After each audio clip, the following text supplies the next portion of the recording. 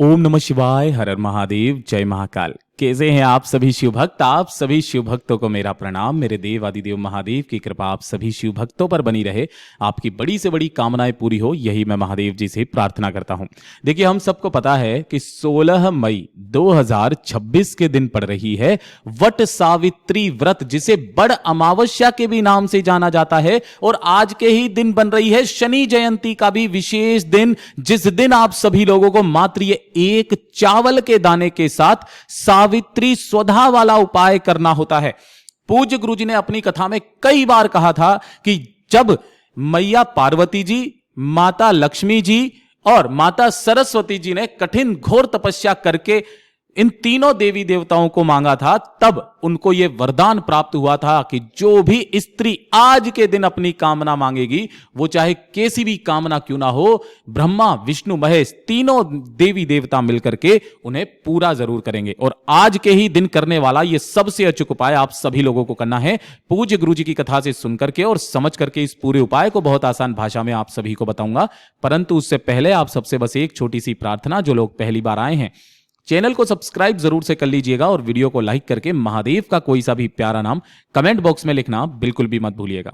पूज्य गुरुजी ने कहा कि अगर आपके घर में सुख नहीं है, घर में शांति नहीं है, इसकी वजह से आपने किसी पंडित से पूछा और पंडित ने कहा कि आपके घर में किसी तरीके का कोई दोष है, जैसे कोई पितृ दोष है, आपके पितृ शांत नहीं है, या फिर पितरों के कारण घर में कोई रोग दोष हमेशा बना हुआ रहता है, धन की हानि हमेशा बनी हुई रहती है, घर की क्लेश कभी भी खत्म होने का नाम नहीं ले रही है, सब कुछ करके देख लिया, घर की तरक्की हो ही नहीं रही है, हमेशा घर के मान सम्मान मर्यादा में कमी आ रखी है, एक छोटा सा उपाय आज के दिन करना बिल्कुल भी मत भूलना। मात्र एक चावल का दाना लेना है आपको, जो कैसा होना चाहिए, अक्षत होना चाहिए, पूर्ण होना चाहिए, कहीं से भी खंडित टूटा हुआ चावल का दाना ना हो, इस चीज का विशेष करके ख्याल रखना। और साथ ही साथ इस एक चावल के दाने को अपने दाहिने हाथ की हथेली पर आपको इस तरीके से रखना है इस अमावस्या के दिन, और लेकर के आपको पहुंचना है आपके घर में जहां पर भी पानी पीने का स्थान होता है, परिंदा होता है, मटका होता है,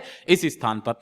यह नहीं है, घर में आरओ सिस्टम लगा होगा जिसके अंदर संपूर्ण परिवार आपका जल पीता है, उसके पास में जाना, अपने दाहिने हाथ को जिसके ऊपर आपने एक चावल का दाना रखा है, इसे इसी कलश से अपने पितरों का स्मरण करके यहां पर स्पर्श करना।